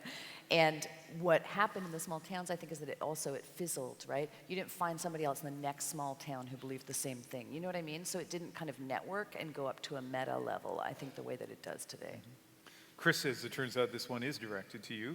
What do you think about the Mueller report that there was no interference in 2016? Okay. So, first of all, we haven't really seen the full Mueller report. We've seen, like, the self-grading report cards of the Trump administration. Yes. So I've had a lot of dealings with the House Intelligence Committee and also various agencies that have been investigating that. I think that there's an important sort of distinction about, the finding of collusion in a criminal sense and in a commonly understood sense. And what I suspect will eventually emerge is that although it didn't necessarily surpass, or rather there isn't sufficient evidence to prove in court that there was collusion to a criminal standard, that doesn't mean that shady fucking shit was going on. Because let me tell you, as somebody who's testified at Congress 5 times now, as somebody who's dealt with the FBI, there was shady fucking shit going on. This is based on your insight through Cambridge Analytica. Absolutely, and what I handed over to intelligence agencies and what I handed over to the FBI was, in my view, pretty blatant evidence of at least a tacit acceptance of help from Russian state and non-state actors. In the instance of Cambridge Analytica, we had people, like Sam Patton, who have now been indicted by the Mueller investigation, who were actively working with Russian intelligence agencies, and when I was there, would brag about those relationships, right? Where you had, you know, all this data that was acquired, you know, by a Russian psychologist that was working for Cambridge Analytica, got sent and was accessed in St. Petersburg in Russia. You know, the psychologist was also working on a project that was funded by the Russian state, looking at how to take social media data and profile, you know, what you call dark triad personality traits. That's narcissism, neuroticism, you know, psychopathy, et cetera, you know, in relation to online trolling behavior, right? So you had the head psychologist working on a project that was funded by Russia about looking at how to profile and map out online trolling behavior using social media data. You know, we had approaches by large Russian oil companies looking to understand what are the data assets that the company had, and in particular in relation to its potential capabilities of scaled disinformation, right? So, you know, when you even look at what happened in Brexit, right, where the primary funders of pro-leave messaging, and again, this is also things that I handed over to the House Intelligence Committee and the authorities, where they were regularly meeting with the Russian ambassador during Brexit, where the Russian embassy then facilitated these deals in a partial privatization of a Russian diamond mine, where some of these donors received quite a bit of money that was, again, facilitated by a Russian embassy who was asking questions about Brexit and the Trump campaign. These people, you know, these donors were regularly flying to the United States to talk with the Trump campaign. Some of the first people who were invited to meet with Donald Trump after he got elected were the same people who were regularly, both before and after those meetings, going back to the Russian embassy to have meetings with the Russian ambassador. You know, whose advisor was arrested, you know, by the FBI on money laundering charges. You know, you've got all kinds of bizarre things happening, in particular and again, this country keeps coming up. Russia, Russia, Russia, Russia, Russia, right? And so that might not mean that the Trump campaign literally went out and said, Vladimir Putin, I implore you to commit crimes on my behalf, which would be a crime, but the open welcoming of assistance, you know, may not surpass the criminal threshold, but it's fucking shady as fuck, and it's really unpatriotic. So not to put words in your mouth, but that's a yes to interference? Yeah, I mean, we use this word interference. Interference is not a legal term, right? So sure, absolutely interference. Whether it reached the level of criminal conspiracy, I mean, there's a very technical definition of that.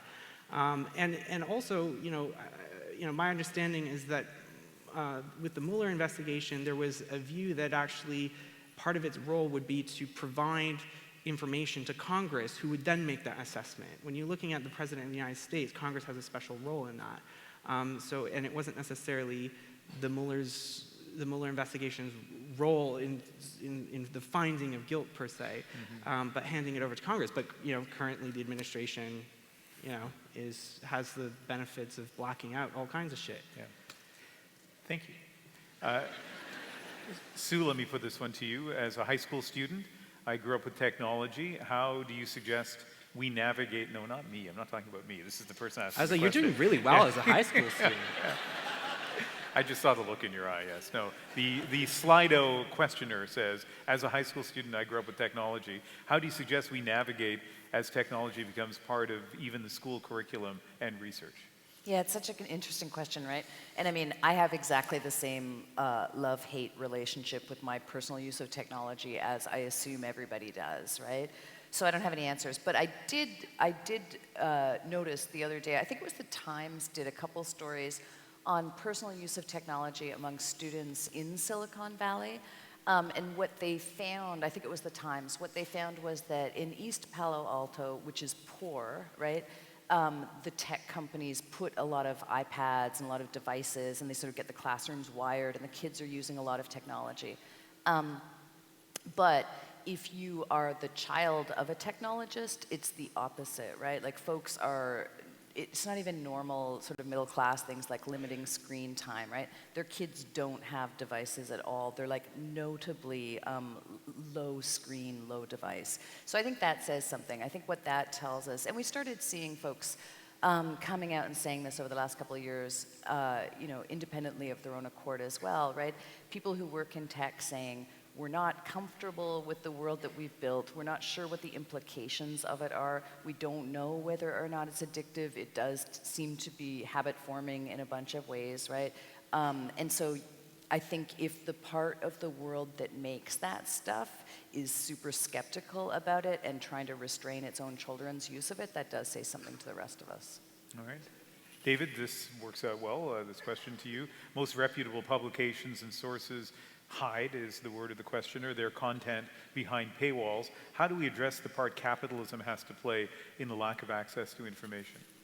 Well, information is paid for by somebody.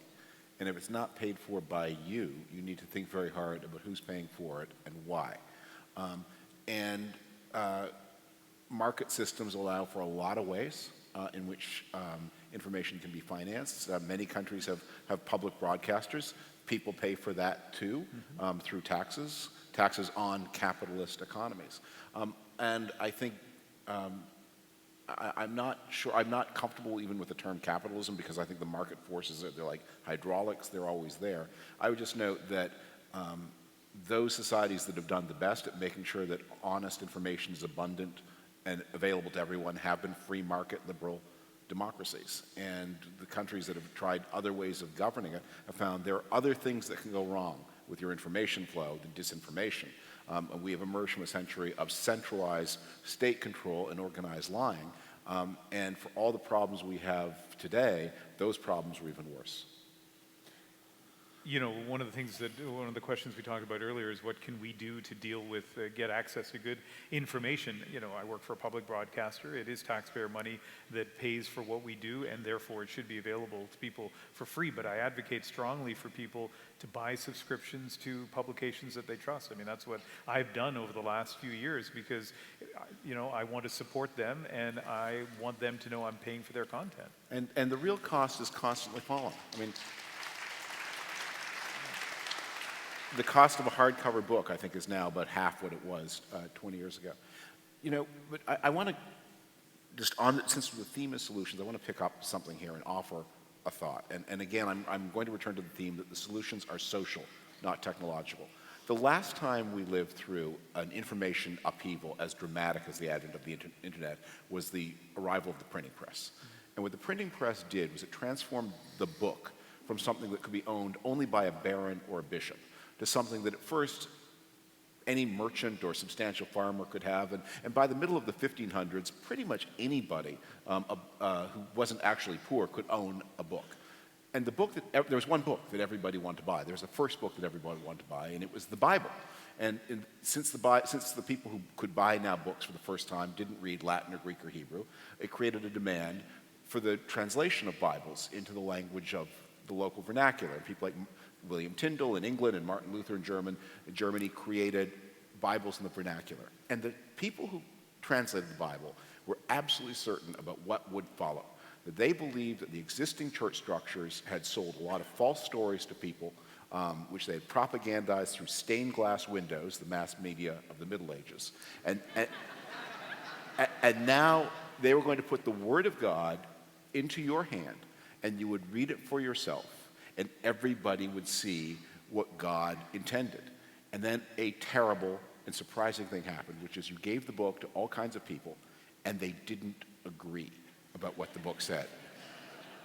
And in this situation, obviously there was only one thing that made sense to do, and that was to organize armed force to massacre your neighbors who didn't read the book the way you did. And so it's funny, but it's not, that the invention of the printing press was followed by 150 years of convulsive religious violence. 17th century until the 20th, the most bloody century, and not just in Europe, there are for other reasons, but in Europe, the most bloody century of European wars. 16th century nearly as bad.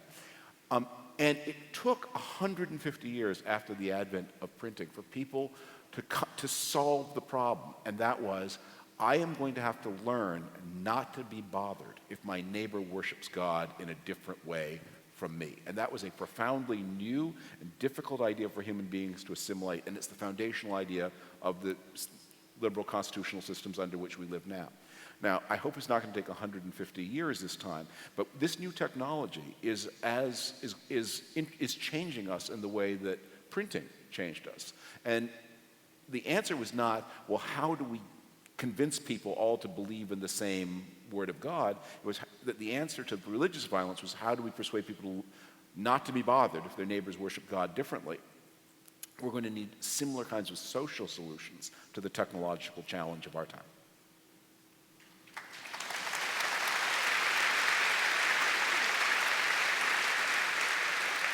We are nearly to the end of this. We have 3 questions left from the Slido watchers, listeners, and people in the audience. And also remember, we're going to have the conversation groups after. There's some information on that in your program, and we do very much encourage you when we're finished here to get together in those groups and continue that conversation. These last 3 questions, I think, could be answered by any of you or all of you, so keep that in mind, and we can kind of quickly go through some answers to those. But Sue, let me start with you. What is the ethical responsibility of social media platforms and advertisers or government to prevent echo chambers or social division? I'm not sure that echo chambers are really the problem. I think there was a time when we thought echo chambers were the problem, but I don't think that's it. I think it's more about the consensus formation, but it's not about not hearing opposing viewpoints. We're hearing, I think, lots of opposing viewpoints on the internet. When it comes to what folks' social responsibility is, right? I mean, I have to confess to, I've felt a continuous small sense of unease through this entire conversation, honestly, because it feels kind of, may I say, like business as usual, right? Like it's like an interesting panel, or it's a semi-interesting, or whatever, right? But it doesn't, like the world is fucked right now. Like seriously, I mean, for real, right? Like Donald Trump is president, democracy is crumbling all over the place. You have rebel media in Canada here. There's all kinds of stuff happening in Canada that is extremely unnerving, right? And so I guess if asked what the responsibility of the platforms is, I would say it would be to not let the world burn itself down, right? Like 100 years, we should be so lucky, right? Like I hope, right, that we come up the other side 100 years and we're like, well, that was sort of messy, but happily we are all fine. But I don't want to seem like Pollyanna, but in Canada, we're not really on the verge of the world burning down. But neither was the United States before Donald Trump. Right, but I'm just saying, in terms of... No, but I mean, I don't say that flippantly. No, I mean... But I guess in terms of how unrealistic we may be in our conversation, how pessimistic we ought to be about the state of the world, I don't know. So, like it feels to me like we're not on the... I mean, we have to be vigilant and we have to be smart and skeptical, but do you really feel that in this country that we're on the edge? For real I do, right? Like I'll give you the tiniest example. I don't come here that often, right? I don't have anywhere near as much familiarity, obviously, as everybody here, right? But I was visiting family. I think when the Ontario election had just been called, I was visiting family, and it was when, I guess, Doug Ford announced that he was going to run for premier, right? And my family members were like, ha ha ha, Doug Ford is running for premier, how hilarious. And I was like, do you think that that's hilarious? Trump was just elected, like really, do you think that is out of the question? And my family members were like, oh yeah, no, that's absolutely out of the question, ha ha, right? And I said, you might want to think about doing some campaigning or whatever. If you feel strongly about it, you might want to get a little bit involved or whatever, right? I mean, people didn't expect that to happen. I'm not saying that's democracy burning down. I'm saying that people were surprised, right? I have been surprised many times over the last couple of years in the United States, right? I think we're all constantly surprised, right? I think to feel that, like, why would Canada be invulnerable to the forces that are affecting other countries. The one argument that is somewhat plausible is that Canada has a stronger middle class, right? People are not afraid that they won't have health care, their kids can go to school, right? So you have some kind of baseline of like, you know, resilience, right? But that shouldn't be mistaken for immunity, right? I mean, I wish that there was a way to ask people, right? Because I would be really curious to hear what people would say about their own experiences, what they think is happening in this country. And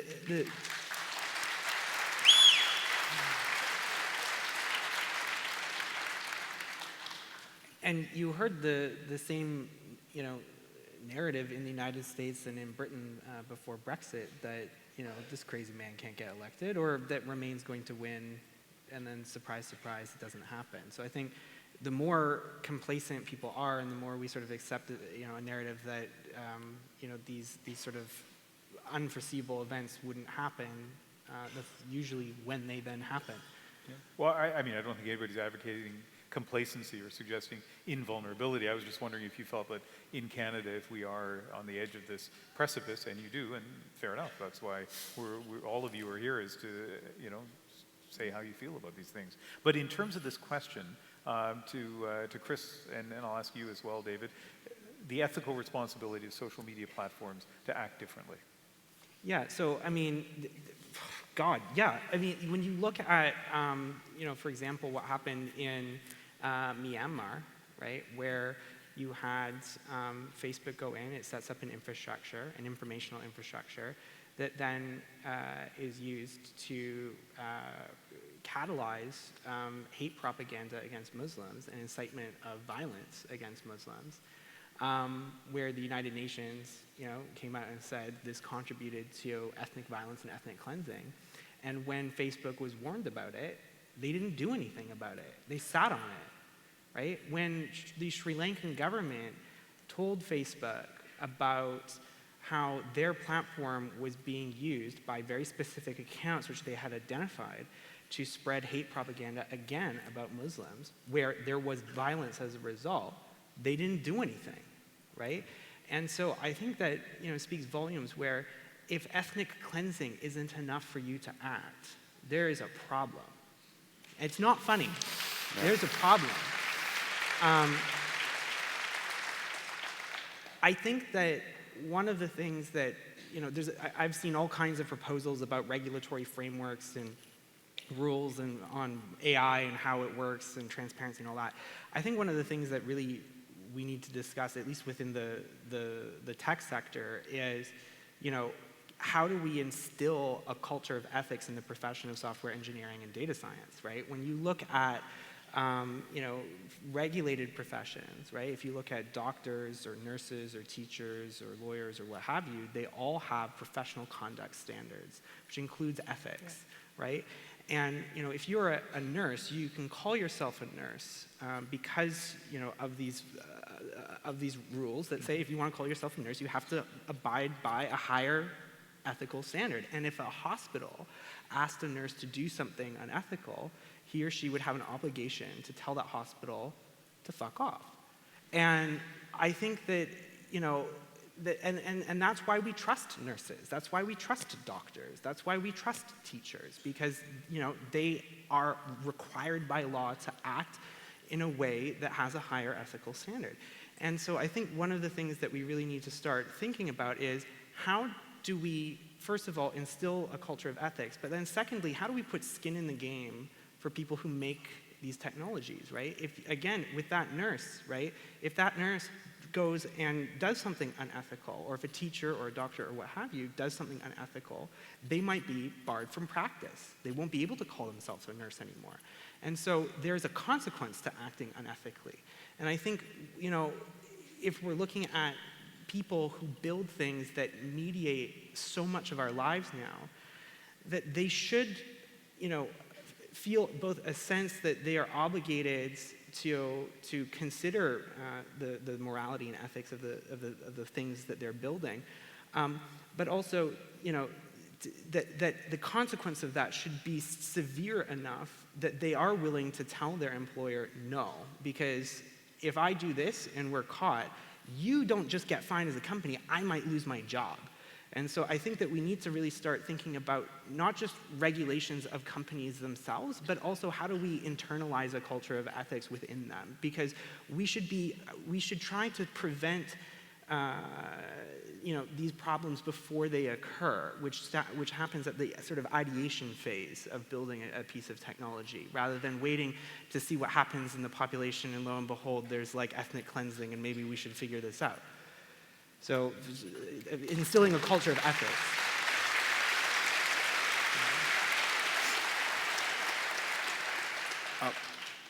I think that the reason we talk about ethical responsibility is because all of these companies, this is something that we are so used to that we forget how remarkable it is, have been immunized from the ordinary laws of liability that affect every other media organization. Let me give you a very concrete example. There was a story in the Wall Street Journal about some months ago about a website and Facebook page called something like The Other Woman, in which women who had had their relationships break up could print accounts of the other woman whom they blamed for what went wrong in their relationship. And they didn't print names, but these stories were often thinly enough veiled that the person was readily identifiable. One of the people who was the target of this was a woman who had, the whole thing was completely made up. She fell into the hands of a malicious person, a fantasist who told a series of incredibly defamatory stories that were easily traced to her, and that began to affect her ability to get jobs, began to affect her ability to lead her own dating life. Now, if that person had published that story in The Atlantic, the target could sue us and destroy us. And rightfully so. And rightfully so. If that story had appeared in any newspaper. But if it appears on the internet or on Facebook, there's no liability. And the question that sooner or later some important government is going to decide is, why is Facebook is acting like a publisher? It has the power, and the terrible stories you just told about Sri Lanka and Myanmar. Like, why are none of the relatives of the people who were killed because of that? Why do none of them have a cause of action against Facebook for incitement? If that had appeared on a television station, they would have. And someday, maybe the European Union first, maybe somebody else is going to say, you know what, we think you guys should have some liability. And at that point, Facebook is going to have to hire enough editors that its entire business model is going to have to be rethought, and it may cease to exist. And you're not sorry. And then, or it will lead out a ghost existence as Instagram printing pictures of food. But a lot of the way the internet works is the result of decisions of government not to subject it to the same legal regimen that pre-internet media companies faced. Let me finish with this final question from Slido, and it'll be our last question of the evening to all three of you. And you can turn it into whatever answer you want, but this is the question as it's been presented. What can the average person do, and what can governments do to combat disinformation? Christopher? So I get this question a lot. And what can people do about this problem? And in my view, I hate to break it to you, but you can't really do that much about it because it's a systemic issue. I could say, get a VPN or, do this or that to prevent tracking and target, but that's all bullshit. You're in an architecture and an ecosystem which you are not influential. It is much more influential than you. And for me, the question is kind of like if we had architects going around and building buildings without fire exits, because of the user experience concept. They don't like fire exits, right? And actually, when you walk into the doors lock and you have to walk through a maze, and they make it really difficult for you to leave to increase your engagement with the user experience.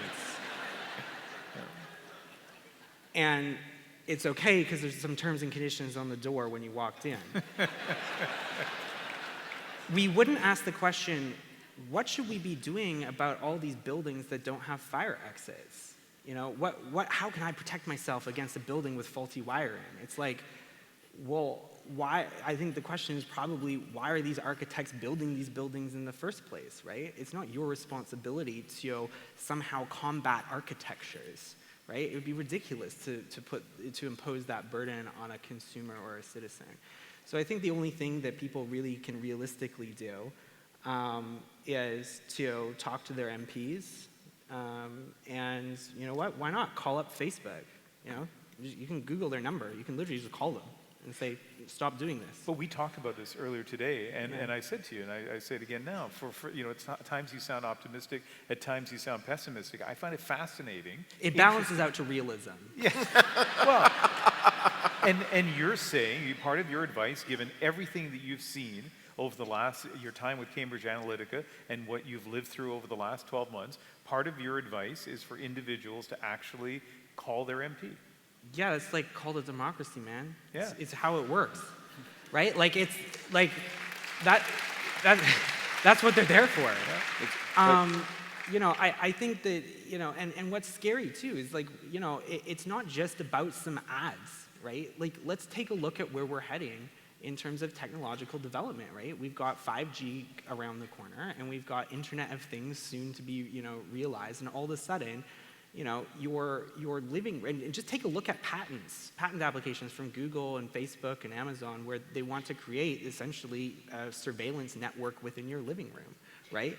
Where, you know, for the first time, you know, in human history, you'll be sitting inside of your house, and your house will be watching you and thinking about you. Well, you told me my couch might be able to order food for me, which sure, I think is awesome. That might be awesome, but what happens if, you know, the choices that the couch makes for you are because it also, like Amazon, owns a grocery store, right? And so all of a sudden, right? It is Whole Foods. Sure.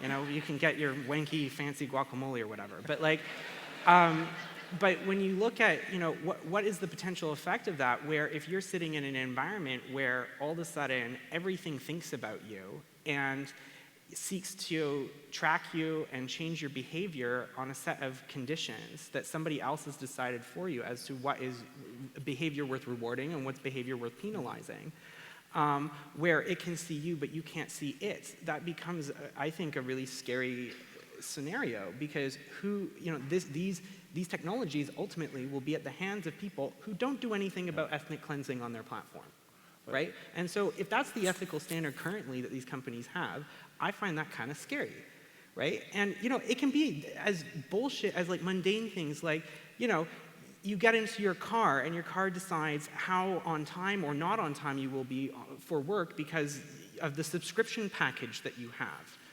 Right? Oh, if you want to be on time today, you should like upgrade to the premium self-driving experience. Right? And so that, I mean, you know, so we should like really start thinking about that. And that isn't something that you as an individual can combat in terms of these architectures that are being built, right? They're really complicated.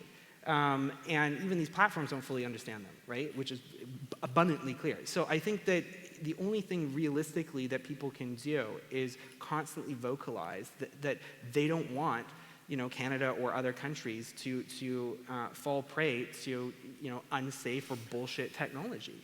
And that's calling your MP. And call Facebook. All right. So I just want to, I think much wisdom there. And it's of course true that many of these things call for public and collective and governmental responses. And the governments have a lot of choice about the architecture. Why is it odd? It is this rule right now that all of this data that is collected about you is the property of the collector. That doesn't have to be the rule. Those rights could be assigned in a different way. And by the way, you may feel differently about your house watching you if the house is paying you in order to watch you, rather than somebody else being paid. But here are some. There are websites where you can get paid to be watched. Yeah.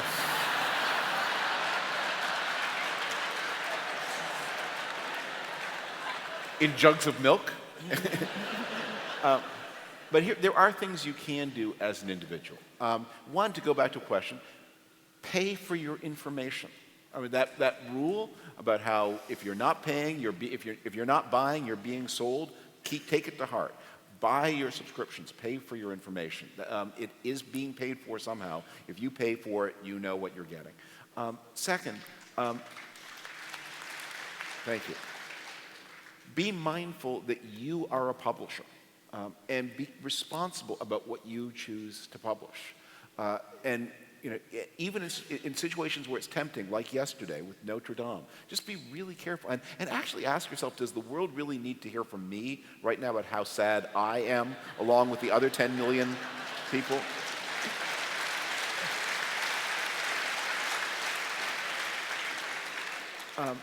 So be mindful of yourself as a publisher. Be aware of what goes into your mind. That your story about Hillary Clinton, that was a fantastic story. Like that self-examination. Wait a minute, how do I know this thing that I think I know? How did that get into my head? Do that kind of process for anything you really care about. Do that process of self-examination. How do I know this? And one last thing, and it's not. Chris is right in that this is a collective thing. But every once in a while, you have opportunities in a non-argumentative way to help somebody, to give them access to something better, and to say, you know, if you're struggling with an illness, why don't you go to the Mayo Clinic website and get off the don't watch those YouTube videos. No, you cannot cure cancer with marijuana, and you can be helpful, not to show off, not to be argumentative, not to boss people, not to get into Facebook debates. But you can be a little source, if you've done your own work, a little source of information. I remember all this when disinformation was spread by these email chains that would target older people. And if you have older relatives, you would sometimes hear from them. And they would say they'd come up with crazy paranoid things. And it was sometimes worthwhile to track down what was the germ of truth that started this thing. And then by finding that germ of truth, you could liberate somebody. Now, you don't have all the time in the world. You only have so many responsibilities. You already have a lot of responsibilities. But every once in a while, to be yourself a little source of enlightenment, that can be a good deed. Fantastic.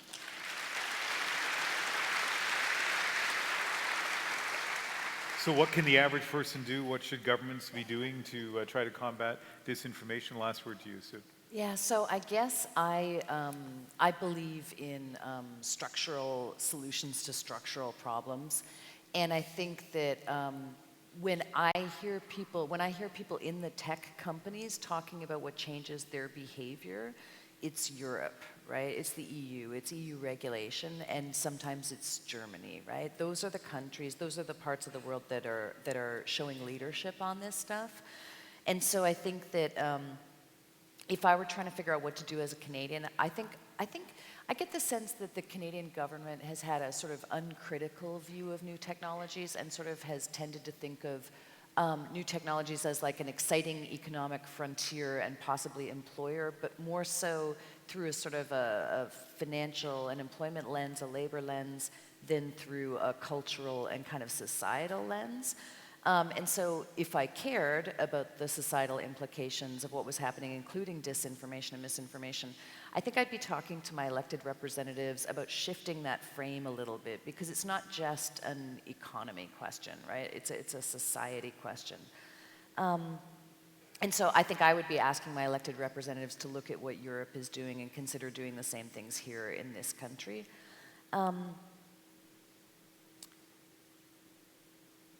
I think the other thing is that, you know, the landscape is changing pretty quickly. It isn't necessarily clear what the right answers are.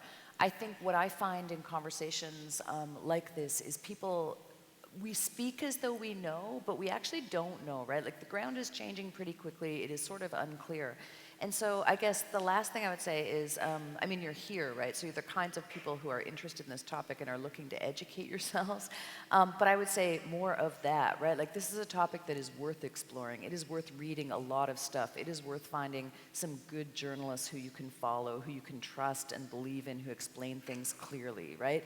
It's a big thing that is happening to our world right now. It has a lot of implications, and it's worth paying some attention to. All right, so the three of you stay right there.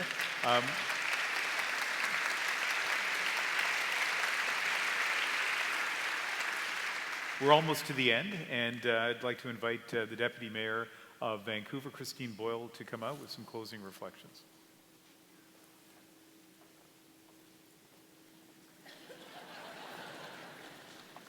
She always travels with a lectern.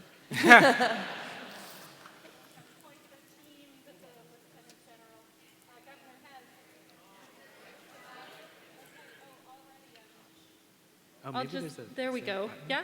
Okay, great. Well, thank you for having me here to close this evening. What an honor to be here. And on behalf of the City of Vancouver, I want to say, there we go. On behalf of the City of Vancouver, I want to say thank you to all of you, and thank you to all of you for joining us for this thought-provoking and timely discussion. With a federal election ahead, you have equipped us with insights that we will need to stay on guard and to protect the integrity of our democratic process. As our speakers have made very clear, we have reason to be concerned.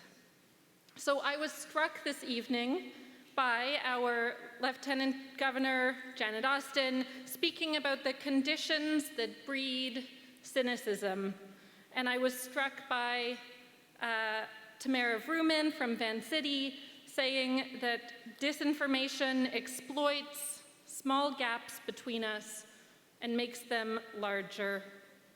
And I was struck by the discussion and concern about distrust and animosity, about the spread of disinformation relying on us distrusting one another, and about the profit motive of this system requiring and relying on our outrage, that this is a system problem. So as we heard, elements of this certainly aren't new. That technology may be new, but governments have misinformed and propagandized for their own purposes before, up to and including into war. But the means are certainly more sophisticated. The distribution and amplification have ramped up. And so it's good that we stay well informed and that we hear from experts on how we should be responding. So allow me to share just one final thought. As we know, humans aren't empty vessels to be filled with facts or falsehoods. Disinformation thrives where desperation and alienation have been sown. And so our task is to tell the truth, but not just that. Our task is also to strengthen the public institutions through which we collectively counter disinformation. And our task is to address growing economic and social inequality, to tackle those conditions that breed cynicism, and to build a more equitable and just society. This is work that we at the city are engaged in alongside all of you. And so I want to thank tonight's speakers for shedding light on the challenges and the work that we have ahead, big work ahead. And I want to thank our hosts and our partners this evening. Thank you to Ian and to the CBC, our beloved public broadcaster, for the storytelling and the truth-telling that you do, and the excellent moderation, as always.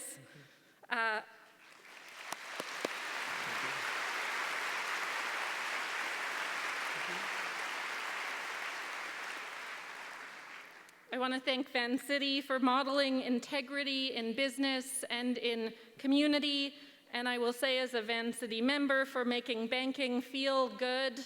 Thank you.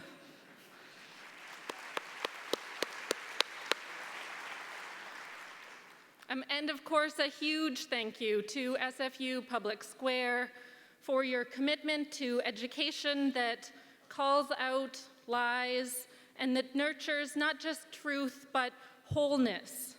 And for each year, bringing us together around a timely and important idea. So thank you.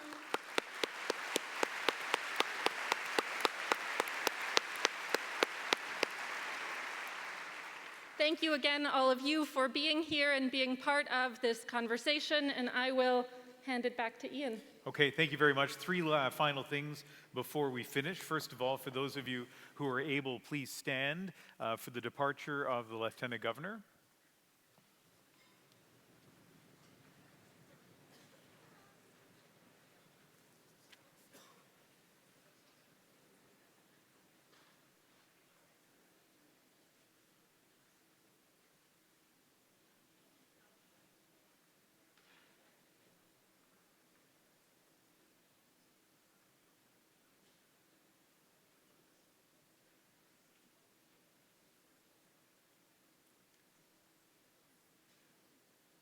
Second to last order of business, to remember the conversation circles, and hopefully there are lots of things that you want to talk about and debate and discuss and meet some of the people who devoted their evening along with you to this conversation. So the details for that are, I guess, in programs that you had and can be explained when you get out to the lobby. But the final thing I want to say is that I talk to a lot of people in my job, and rarely have I had the opportunity, the privilege really, to speak to three people like this who have such depth, intelligence, experience, and generosity with their time. What we saw here is a conversation about something that often can be so inflammatory and can get people so angry. And of course, we had none of that here. We just had smart, insightful conversation. I really enjoyed it, and thank you guys very much.